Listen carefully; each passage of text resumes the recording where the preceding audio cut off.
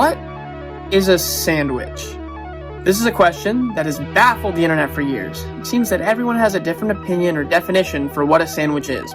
Some say that it's utterly ridiculous to consider a hot dog to be a sandwich. Others argue that burritos are sandwiches in and of themselves. For centuries, this dilemma has left everyone in the dark, entirely segregated and engulfed in their own beliefs. Soon after, soup's very integrity was questioned when cereal was deemed to be one of its subsets. Very seldom when you find two people who agree entirely on which category every food lies. This debate has gone on long enough. Open up your mind just for today, and I can show you how far down the food conspiracy iceberg really goes.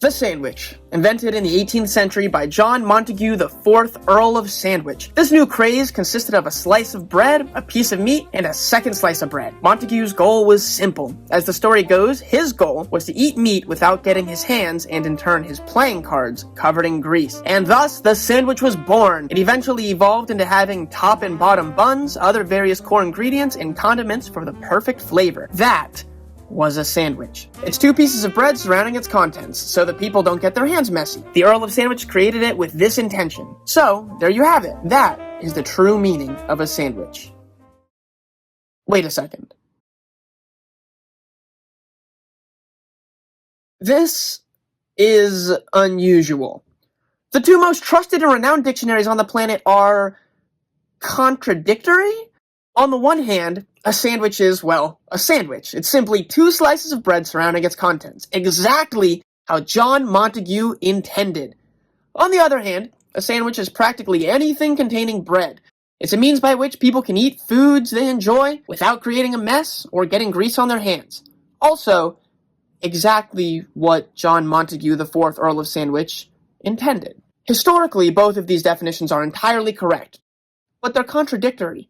Can a sandwich be both? Let's think about this question from a non-historical point of view. Logically, a sandwich, as we all perceive it to be, is a sandwich. By that logic, a burger is also a sandwich. A hot dog? Maybe? It's one piece of bread folded onto itself. Okay, this is going to require some imagination, but what if we take this thing and we cut it right here? Based on our definition, this is literally a sandwich. But at what point did it become a sandwich? Did it technically become a sandwich when the bread was entirely split? Or when the hot dog meat was being solely supported by the hands as opposed to the crease in the bread? Either way, there's absolutely no denying that this is a sandwich. Therefore, this thing must be a sandwich too. So this must be a sandwich. And this. And this? So, if that's the case, then at what point did the hot dog actually become a sandwich? This very conflict right here is what I like to refer to as the sandwich limit. How much bread, in what orientation around its contents constitutes something being a sandwich? The sandwich limit begins simple enough. Sandwich, sandwich, and, well, sandwich. But then, if everything up until now is true, then what is this? Logically, the Webster Dictionary is right. A sandwich can have just one piece of bread, but this, the bread stops you from getting your hands messy, just like Montague said. But logically, is this a sandwich? Well, for this one, logic won't get us any closer to the answer. We can't think historically or logically. We have to think mathematically. Let's go back to the hot dog. That, as we've determined, is a sandwich. So, let's take this sandwich and bend it. At what point is this no longer a sandwich? Is it when it's flat? Is it when the hot dog is able to roll out? Is there a point at all?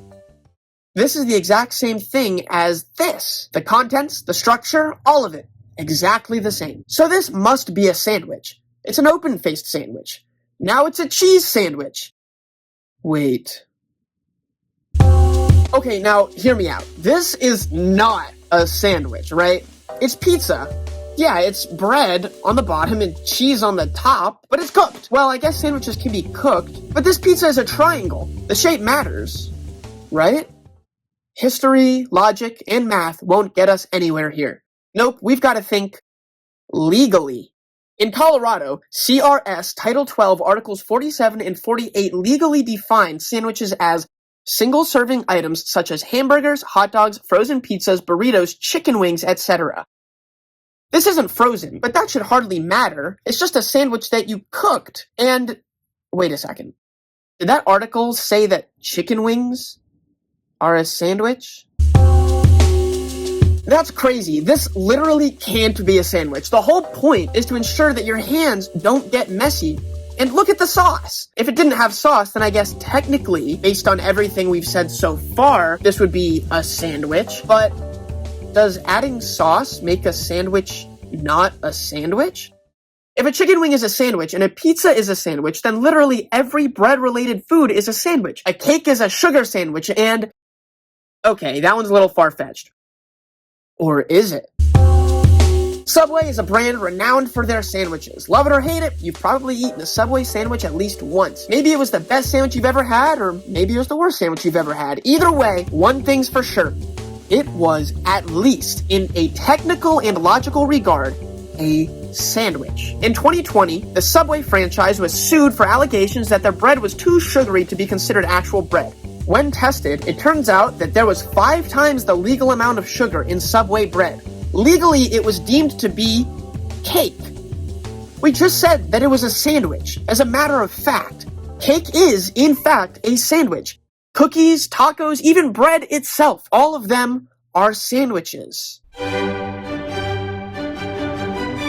Hold on. Bread is a sandwich. It's bread surrounding bread. It's a bread sandwich, or should I say, a sandwich sandwich. If you get 3 pieces of bread and stack them in a pile, that's a conventional bread sandwich. The ingredients are separated, 3 separate pieces of bread. But if each one is a bread sandwich, then there are 4 sandwiches. 1 conventional separated bread sandwich and 3 individual bound bread sandwiches. That's simple enough. Until you add a 4th slice. This is where things get complicated.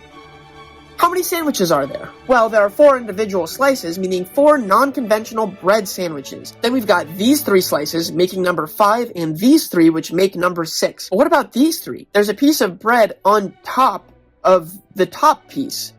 So is this bread just extra? Like adding ketchup to the outside? This piece is just that extra kick, in case it didn't taste enough like bread. This is the 7th bread sandwich, and this is the 8th. But there's one more.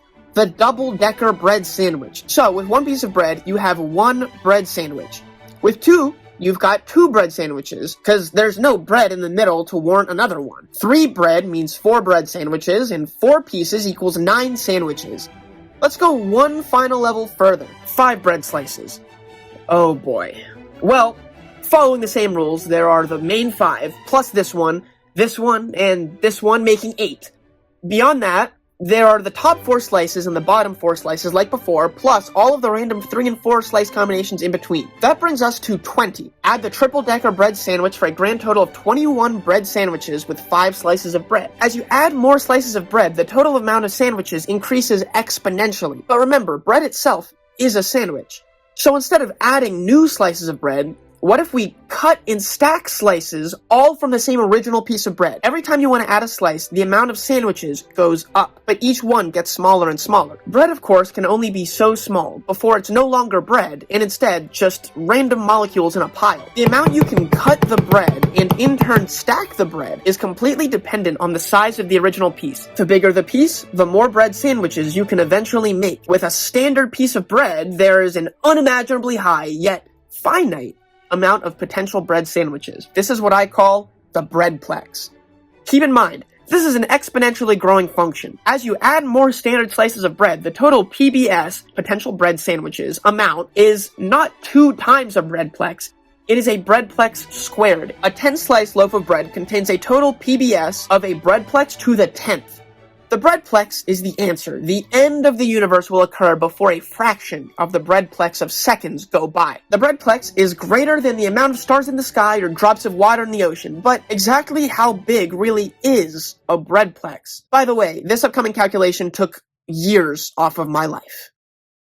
So, according to this random guy on Quora, bread is made up of some amount of these chemical components. Here are the actual names of each thing, along with each one's molar mass and general food category that it falls into. From here, we have to use some speculation. You see, since these all have a different molar mass, there must be a different amount of each one in one singular slice of bread. Remember, the reason we have to find out how much of each thing is in each piece of bread is so that we can find a common denominator based on the individual quantities in order to see how small one piece of bread can theoretically get if we were to cut it enough. Here's the mass of a slice of bread, and here are the percentages of the bread's ingredients based on the nutrition label on the loaf itself. Now, this quantity isn't going to be perfect because bread is made up of all different stuff, but when we're dealing with numbers as large as what I speculate a bread-plex to be, these smaller errors don't matter as much in the grand scheme of the number. Of course, some ingredients listed on the label are not actually specifically included in our list of chemicals, so I'm going to group these items with whichever ingredient groups they most closely resemble and switch their chemical buildups accordingly. Now, with some quick stoichiometry, we can determine that there are about this many of these things in one slice of bread. Divide it all up, bada bing, bada boom, and we find that there are this many theoretical crumbs that can come from one slice of bread. But we're not done yet. This number is not the bread-plex, not even close. You see, on this graph, our x-axis is the total amount of stacked pieces of bread. Our y-axis is the total amount of bread sandwiches based on the amount of bread. We found the total amount of bread, the furthest possible point on the x-axis, but we have to correlate this with a point y, the most possible amount of sandwiches from one slice of bread. So we just simply plug this theoretical x value into a graph of our previously determined points, and we get...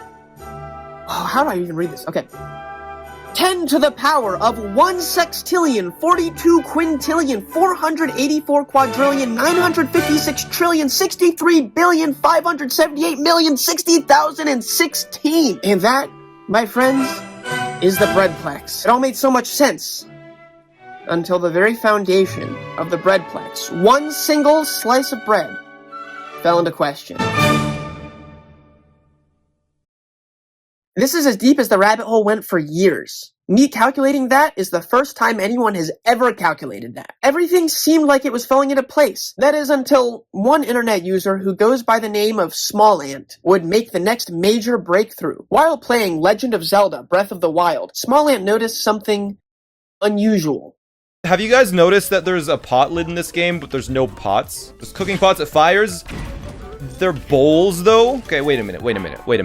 This is a pot. It has long sides. You know, it has a flat bottom. Like this. This is a pot. This is a cooking pot. When you Google cooking pot, this shows up. Do you see any bowls or anything even remotely close to this stone bowl? The definition of a pot is a container that's round or cylindrical that's used for cooking. Give me a sec. I'm just gonna Google something real quick. Look at this. That's a pot. Okay, that's a pot. Yep. A wooden pot that cooks pizza. Yep. So good. What a lovely wooden pot. Cooking versus baking. So if I put bread in the oven, bake the bread, and take the bread out of the oven, if I walk up to you and I say, "Is this cooked?" You're gonna tell me no. You're gonna tell me the bread isn't cooked. You're saying baking isn't considered a form of cooking? It's baked? No. The question isn't if it... The question isn't if it's baked. The question, is it cooked? A vessel that holds the bread. A bread pan. A bread pan is considered a pot. A vessel is assigned as a container used to hold liquids. Is bread a liquid? Liquid takes the shape of their container, meaning bread is a liquid. Uncooked bread is my favorite soup. Yeah, really, bread is basically just a soup. You're throwing liquid into a pot and you're cooking it. Bread dough is a soup, not the cooked bread. What? So if you put bread dough into a pot, a bread pot, it's soup, but when it cooks and bakes, it turns into not soup? By your logic, an octopus is a liquid. Hey, I wasn't the one that set the logic. You heard it here first. Bread is soup. Now keep in mind, if bread is soup, which Smallant claims it is, then every sandwich is also soup. It's all overdone soup at that, seeing as the bread, which acted as the broth, is no longer liquefied. But it is still soup in some technical regard. The Oxford Dictionary defines soup as a liquid dish typically made by boiling meat, fish, or vegetables, etc. in stock or water. Notice the keyword typically. This means that in most cases, but not always, this is the form of a soup. The only actual technical requirement is that it must be a liquid dish. This also means that cereal is, in fact, a soup. And after everything we've covered so far, is cereal being a soup really that unfathomable? But what does this mean for the Bread-plex? Does the entire concept come crashing down because of Smalland's revelation? Well, not exactly. Actually, not at all. Until now, because of the Bread-plex, we could use food to calculate quantities of things. Now, because of Smalland and his chat's discovery, every food falls into question. Before, it was all about bread. Every revelation, every idea, every breakthrough, it was because of bread. But if bread is soup, and pizza and chicken wings and cake and tacos are all soup, does that mean that everything is soup? If soup's literal definition only requires a liquid aspect of sorts, then isn't everything by sheer technicality a soup? Everything is technically edible, given a small enough portion. So if all food is soup, then that must mean that everything is, or at one point has been, soup. In 1929, a new snack took North America by storm. Created by General Mills and distributed by the Betty Crocker brand, Fruit by the Foot became a smashing success. The concept was simple. Take a long gummy, roll it up so that it fits in the package, and market it as 3 long feet of fruity fun. For decades, this was all just accepted by consumers as a fun marketing slogan. But recently, an intellectual philosopher uncovered an unnerving truth. Stop the peppy music. Just stop it. Look, okay, this is really important. Okay, so look, we got one fruit by the foot. Fruit by the foot. Open it up. How many fruit is it? It is 1 fruit. You see this? It is 1 fruit. But then how many fruit are in this 1 fruit? It's not just 1 fruit. No, it's not just 1 fruit. This fruit contains 6, count them, 6 fruit.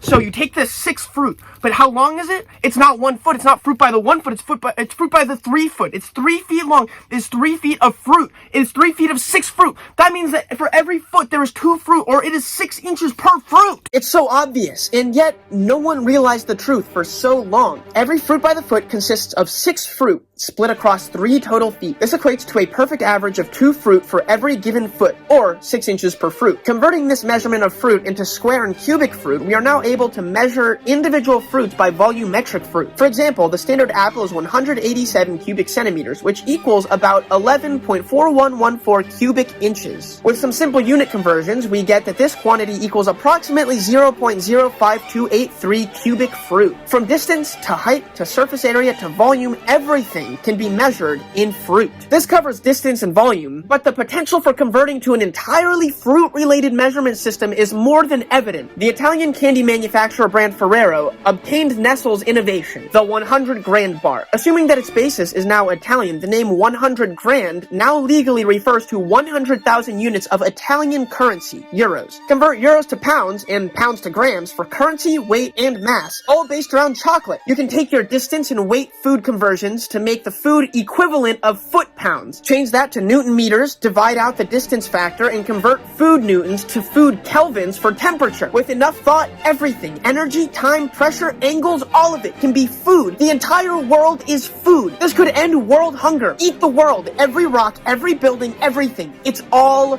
food. This has gotten out of hand. The sandwiches, the Bread-plex, the soup, all of it.